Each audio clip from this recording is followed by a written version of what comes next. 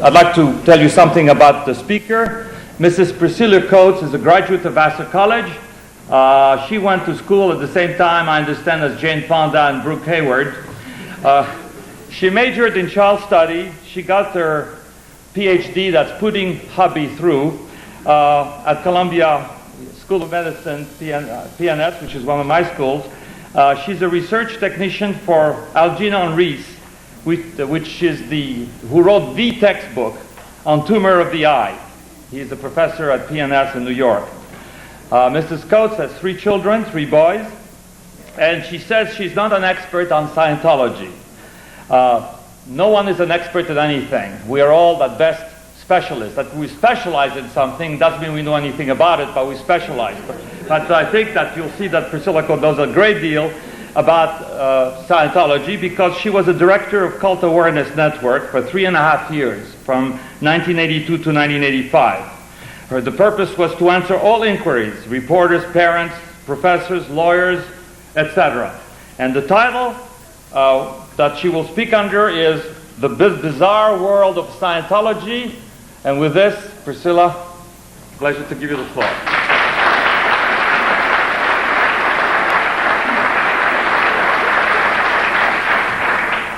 Thank you very much, Ellie. I want to go a little bit deeper into my background. It may help you understand the perspective from which I speak. And if there are any representatives of destructive cults here, it will certainly make their investigating job easier. I'm a wife. I'm a mother. I love my family, and I love gardening. I come from a little tiny town in upstate New York called Hannacroy. We lived there for more than 15 years. In Hannacroy, I learned to wallpaper and to tile and to remodel a house, also electrical wiring. Interesting things to do. I was also the town historian there. I served on as bicentennial chairman and on the school board. I also ran for political office and lost. I moved to Glendale in July, and now I am happily a volunteer at Descanso Gardens and love doing it. Oh, and by the way, I got 2 parking tickets. One in 1960, the other in 1980. I knew absolutely nothing about cults for the better part of my almost 50 years now, until Jonestown.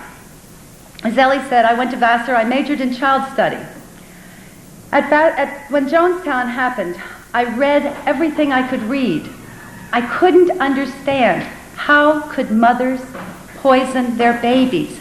How could families do that? What was it? I had no answers. I didn't know where to turn. I didn't know whom to ask. Then in 1979, I got a call from our best friends. Actually, before that, I'd gotten a call from their daughter. She was very close to me. She asked me where she should go in San Francisco. She was going there with her friend Marianne for 10 days. I gave her a few suggestions and made her promise to go to Muir Woods.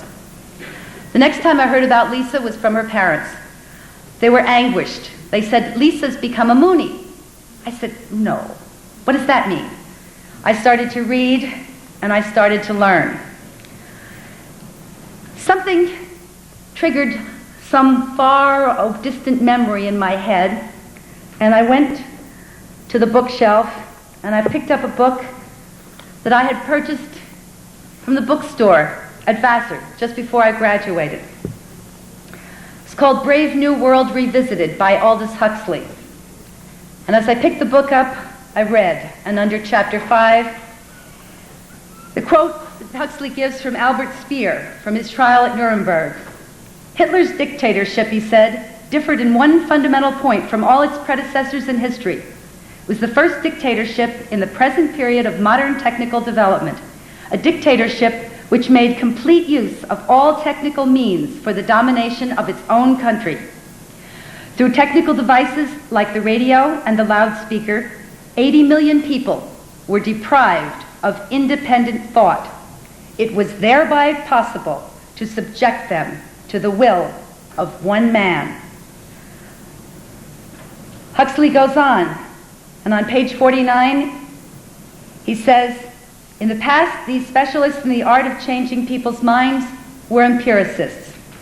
Today, the art of mind control is in the process of becoming a science.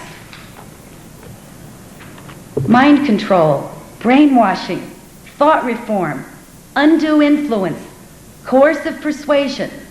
What did they mean? What had happened to Lisa? Many of the books that I read agreed with Huxley. Many of the books did not.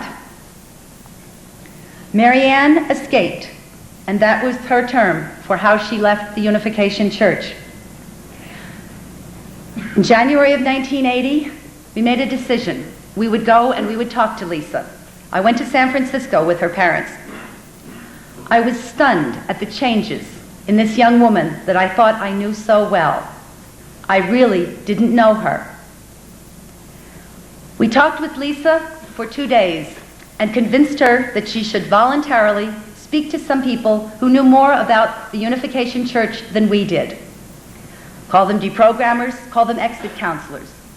Through a very gentle process, a very loving and caring process, of which I attended every single minute and even slept with Lisa because there weren't enough beds in our motel suite that we could share, we could be separate.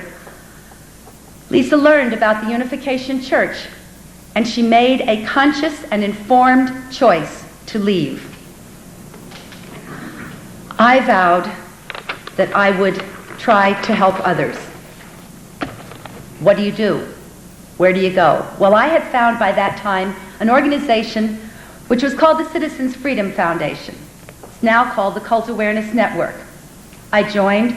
I became a member of the board. I helped set up a little organization in Albany, New York. And eventually, in August of '82, I became the executive director, a position I held until 1985.